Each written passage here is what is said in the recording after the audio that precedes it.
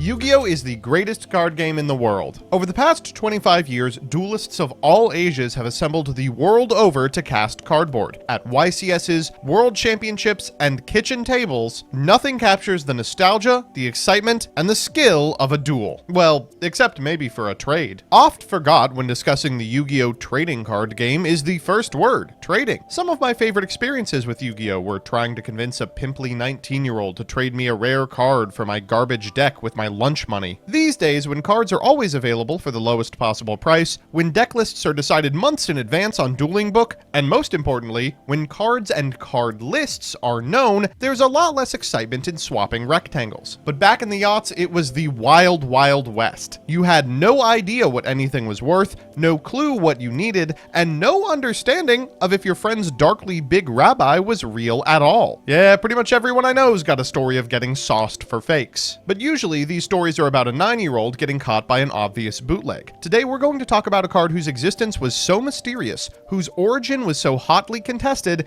and whose authenticity was so indeterminate that even the community's best and brightest came away stumped. Today, we're talking about the Mattel Cyber Dragon.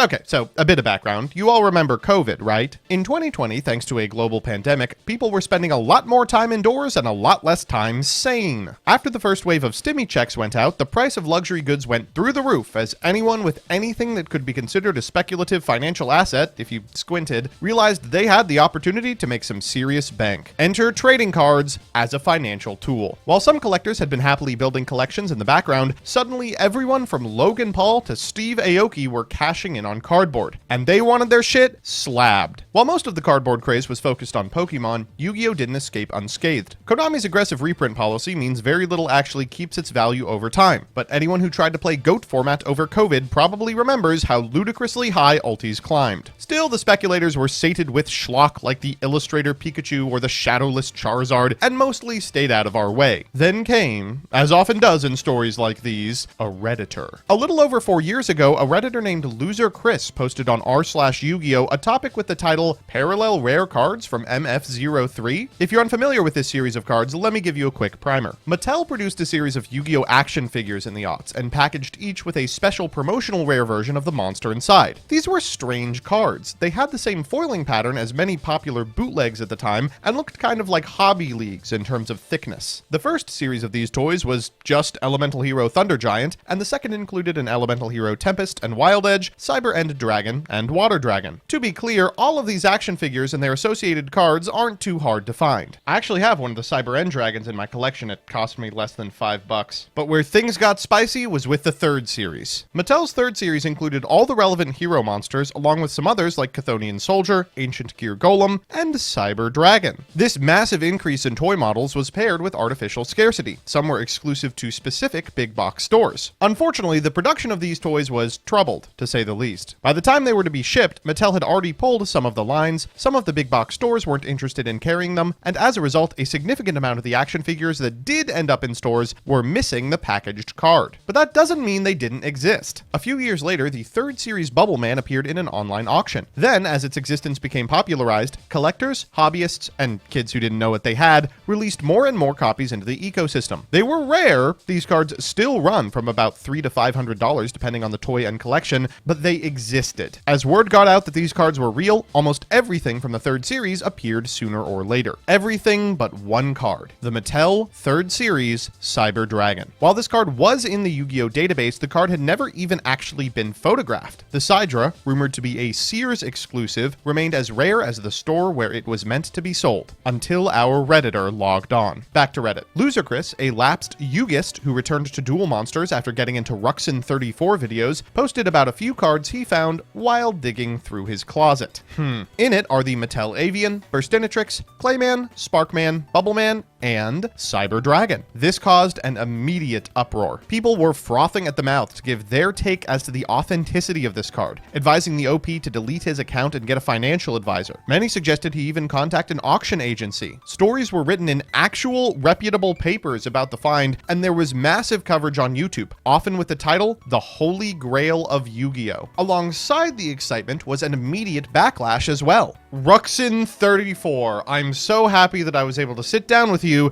to speak about something with which you were intimately involved. Ooh, okay, all right. I'm ready. I'm here. I'm ready to yap. What do we got? So you're one of the foremost, I guess I would say, collectors within our space. One of the top channels in terms of repeatedly ripping Yu-Gi-Oh cards, usually in search of exactly Dragon Master Magia. True. Yes, I did search for that card for a very long time and opened probably the most packs of anybody in the history of ever. So when it turned out that a viewer of yours had stumbled upon what was expected to be kind of the holy grail of Yu-Gi-Oh collecting, how did you feel about it? So when one kind of popped up and was like, hey, I have this Mattel card, everyone was just like, where did it come from? Like, give us some storyline. Like, how is there only one of them? Because you would think when they're printed in full sheets that you would have multiple copies, but yet there's only this one copy. Is it real? Is it fake? There was a lot of conversation swirling around this card, and it got pretty crazy. Oh, you just found the card in a closet, said Reddit. How convenient. We didn't think these things ever made it off the production line, but maybe they just materialized in this Ruxin viewer's bathroom. In an effort to beat back the allegations of fakery, Loser Chris did what anyone living through the Logan Paulification of card games did. He set up an auction for the card, and in the meantime, sent it to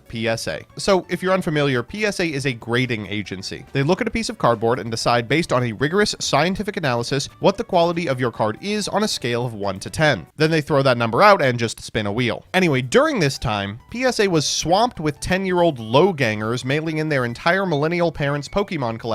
Sure, they had a diamond in all that rough. Still, PSA made space to grade a card of this magnitude. After a couple of weeks, the card returned to Loser Chris, graded a 6. Well, problem solved, right? Finally, we have a real, authenticated Cyber Dragon. Maybe. See, grading and authenticating are two different procedures. While PSA claims there is an authentication portion of its grading process, if you want a card authenticated, you really should send it for that. For many, the grading of the Sidra was actually proof that it was fake. Any savvy collector should have known what they were doing. I remember people saying, we can confirm this is real if we just send it to PSA. And that was one of the craziest things you can say. Like, PSA grades and authenticates cards, but they're not just gonna know if this card's real. Like, they'll probably grade it and be like, yeah, awesome. Like, same thing we've seen with some CGC stuff where they're grading other fake cards and they don't really realize, because this is such a niche thing, they're just like, oh, it's just another Yu-Gi-Oh card. And PSA has graded fake cards before, so that didn't really mean anything by grading it with PSA. It just meant that they actually looked at it and put it in a slab. That's all that meant. In the face of these allegations, Loser Chris, with some help from Yu-Gi-Oh news organization The Organization, checked the tenor of the community. If he waited a couple of months for an authentication service, the hype surrounding the card would die down. If he sold now, it might turn off some potential buyers. He'd already gotten an $80,000 offer in Bitcoin, and honestly, could you ever be satisfied with the authentication of a card for which there is no known real copy? They're comparing it to nothing. The clock was ticking, and after a few days of deliberation, Loser Chris decided to go through with the auction. The auction was controversial, to say the least, and I should know, I was there. Instead of posting the Cyber Dragon on a website like eBay, which has its own share of problems, Loser Chris, in partnership with the organization, set up an auction Discord. Entry to this Discord was barred to serious buyers only, and included a preliminary step where you had to send a moderator your actual real-life ID. I remember being floored upon stepping into the Discord. Fresh accounts were posting their personal collections to flex, and I immediately realized I was in way over my head. People I'd never heard of had been stockpiling some of Yu-Gi-Oh's most iconic, rarest, and special cards in complete secrecy. I saw second tournament prize cards, UDE seals. One guy had Tyler the Great Warrior. People asked if it was fake, and he wasn't even sure. I have to ask, were you a part of the Discord auction in any capacity? I joined the Discord. I was watching what was happening. And if I remember correctly, they tried to run it and then like something happened where it was like, oh, that didn't work. Let's just do it again or something, like something crazy.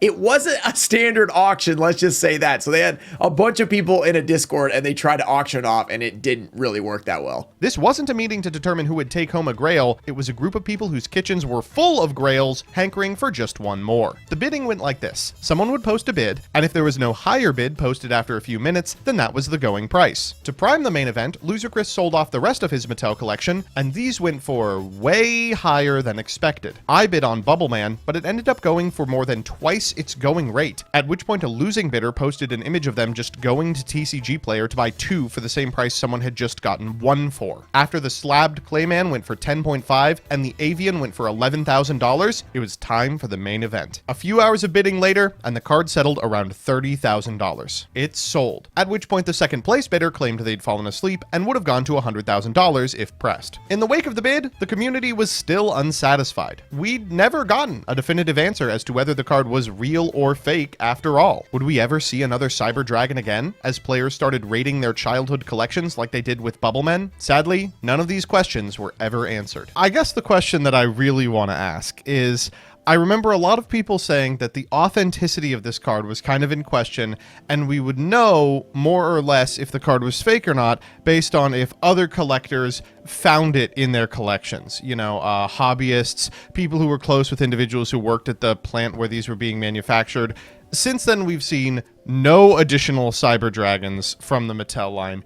I gotta ask you, do you think it was fake? If I had to put an educated guess out there, just based on everything I've seen, there was a lot of weirdness going on with this card, a lot of strange things. And I mentioned a little bit about it, like, how is there only one? Like, this isn't a prize card where we give out, you know, like ultra rare prize card where there's like a certain limited number, and maybe like because it's so old, a bunch of them got destroyed because it was in a toy. Like, that's an argument. But how have we only seen one ever? How has there not been more come up from somebody's old binder that they had as a kid? How had nobody even remembered seeing one? Like, really, it was just kind of like, yeah, this is the one. This is the one we have. Over 15, almost 20 years old. One copy in existence. The only possible way this was real is if it was some sort of like test print they did, and then they were like, no, we're not gonna actually release these toys or whatever. That's the only possible way I could see it being a real card. It clearly was never released. I would lean toward not authentic, and more likely like it was brought up during Yu-Gi-Oh hype. So it was like, oh, let me just, you know, manufacture this rare card that might exist and maybe I can sell it for a lot.